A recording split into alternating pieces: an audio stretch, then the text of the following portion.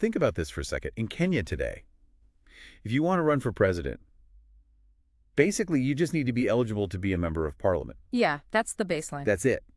There's no actual requirement for having, you know, managed a big organization before or proven you can handle budgets or deliver services people rely on. Mm-hmm.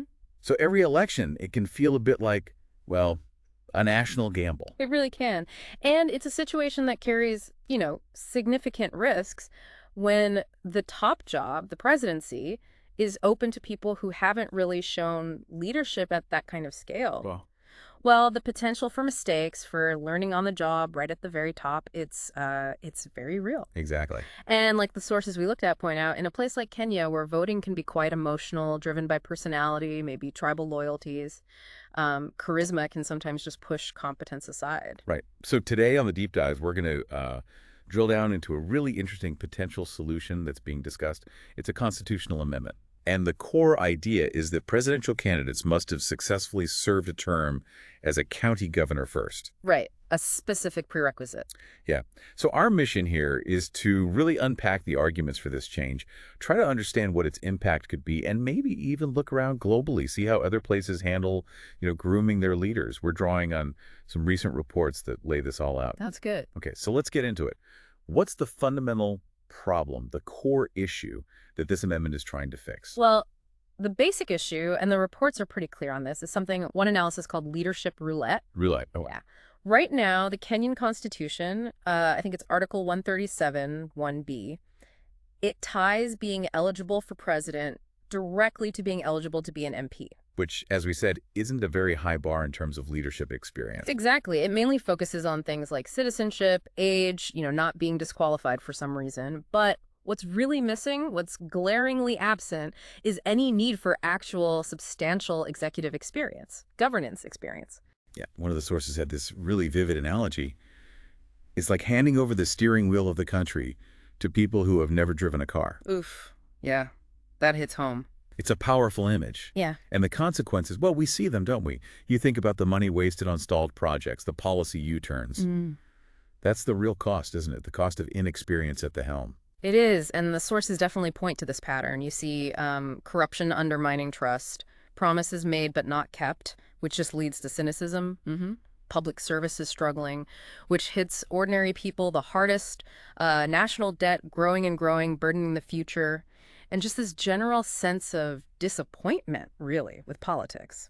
And that point about emotion often winning out. Yeah, that's a key factor mentioned. In Kenya, voting can be heavily influenced by, well, tribal ties and just sheer personality. So, as one report put it quite starkly, charisma often beats competence. Okay. So against that backdrop, what's the proposed fix? What's this single constitutional change the proponents think could really shake things up? So the solution being put forward is actually quite focused. It's potentially transformative, but it's simple. It's an amendment that would require presidential candidates to have, and I'm quoting loosely here, previously served as a county governor, been duly elected, completed a full term, and not been removed from office, so not impeached.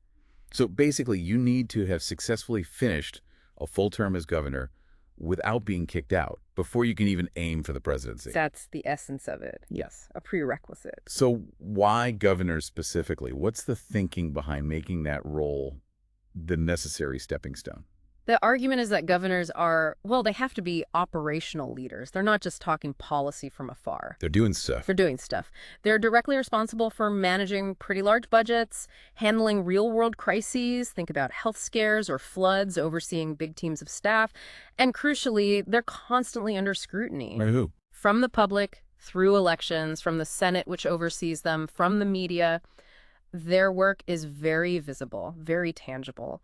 Managing hospitals, roads, agriculture, dealing with security issues, youth unemployment. It's the nitty-gritty of governance. So it's less about just being popular and more about showing you can actually deliver. Like a shift from a, quote, popularity contest to performance-based promotion. Exactly that, yeah. One analysis called it a merit-based filter. A filter. Okay. The idea is that the governorship is a practical, real-world training ground.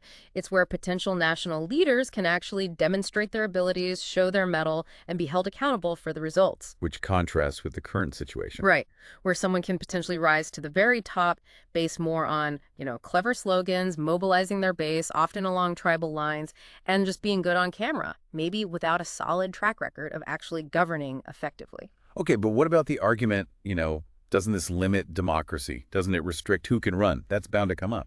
Absolutely. And proponents have an answer for that. They tend to reframe it. Yeah. It's not about limiting democracy, they argue, but about introducing quality control. Quality control for the highest office. Precisely.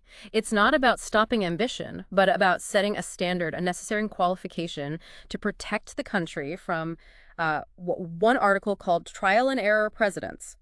That phrase again? Trial and error. Yeah. The analogy they use is pretty compelling. Yeah. You wouldn't let an untrained pilot fly a jumbo jet, right? No. So why trust the entire country, its future, to a leader who hasn't been tested in a similar high-pressure executive role? That does make a certain kind of sense. So let's imagine this amendment goes through. What are the potential positive knock-on effects people are hoping for? Well, the potential upsides are pretty significant, actually, across several areas. First off, you could see the quality of county governance itself improve. How so? Well, if governors know that doing a good job, really delivering in their county, is their main pathway to the presidency, they're likely to treat that role as a kind of national audition. Ah, okay. A showcase. Exactly. So more incentive to invest properly in services, to lead responsibly, to really make their county shine. It aligns their personal ambition with the public good, you see. That's interesting, aligning self-interest with the national interest. Precisely that. And secondly, it could encourage more inclusive leadership. Meaning? Meaning, if a governor wants to be seen as presidential material, they'll likely need to appeal beyond just their own ethnic group or region. They'd need to demonstrate a capacity for national leadership for unifying people. Right, building broader coalitions. Yes. So again, politicians wanting to move up would have a real incentive to govern well locally and show they can work with everyone. And what about devolution itself, the whole system of county governments? The argument there is that this could actually strengthen it. If being a successful governor is the key stepping stone, then governors have a much bigger stake in making their county and the devolution system work well. It's not just a temporary post or, as one source rather bluntly put it, a looting window. Plus, you could argue voters might pay closer attention to county elections. If you know your governor could be the next president, you'll likely scrutinize their performance much more closely. That makes sense. More informed voters. Hopefully. And finally, the whole political landscape might shift. Parties might focus more on grooming experienced governors, preparing them. Presidential campaigns could become less about just promises and rhetoric and more about actual track records. Here's what I did in my county. It's interesting because this whole idea of needing prior experience, it's not exactly revolutionary, is it? The reports mention how other countries do things. No, it's not unique at all. And the sources give some good examples. Like, look at Singapore. Leaders there often come up through, multiple cabinet posts, decades of public service within the ruling PAP party, lots of mentorship, long-term planning. Okay. Or China, where leaders typically rise through provincial ranks, party structures, proving themselves by managing massive, complex regions. Right. Different system, but still a path. Still a path, a ladder. And even in the U.S., while it's not a strict rule, being a governor or a senior member of Congress or a cabinet secretary, those are very common pathways to the presidency. It provides some level of prior governance experience. So the underlying principle seems to be that leadership is usually groomed, not just gambled on. That's a good way to put it, yeah.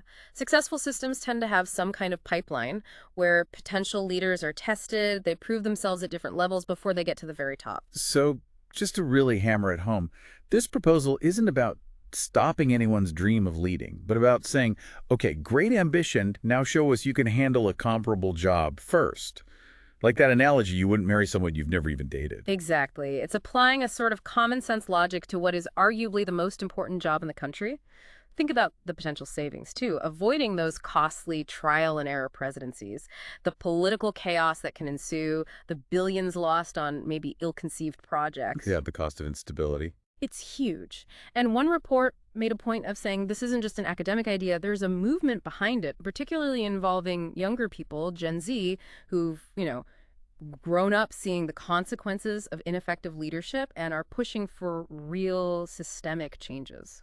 So one more time, just for clarity, what is the exact wording or the core of the proposed amendment? In essence, it boils down to the simple requirement. A person qualifies to run for president only if they have previously served a full term as a duly elected county governor without being impeached. One line. One line, that's the core change proposed. One line, one move. Potentially, as some supporters might frame it, checkmate for a more stable political future. One line, one move. Wow, it sounds so simple, but the potential impact could be massive for the country's future. And you mentioned there's a petition related to this. Yes, the sources mention a petition is circulating, trying to build public awareness and support, encouraging people to really think about what this change could mean. Okay, so just to wrap up our conversation here, we've really dug into these arguments for needing gubernatorial experience to run for president in Kenya. Mm-hmm. The current system, tying it just to MP eligibility, Yeah. creates this leadership roulette, as you called it, with all the associated problems. Right. Cycles of challenges. And this proposed amendment, making a full successful term as governor a prerequisite, is being presented as, well, a necessary filter, a way to ensure a baseline of tested, practical leadership experience before someone takes the national reins. Exactly. And by looking at how other countries groom leaders and thinking about the potential positive effects, better county governance, more inclusive leaders, maybe a healthier political system overall, the proponents argue this single change could be a really significant step towards, a more predictable, stable, and maybe prosperous Kenya. It's definitely a compelling idea to think about. And it leaves you wondering, doesn't it? Beyond just being a governor, what other kinds of experience, what other filters might actually be useful for top national leadership? How could putting more emphasis on proven competence, on actually delivering results at lower levels, how could that really change a country's trajectory for the better? Something important to chew on as Kenya considers its path forward.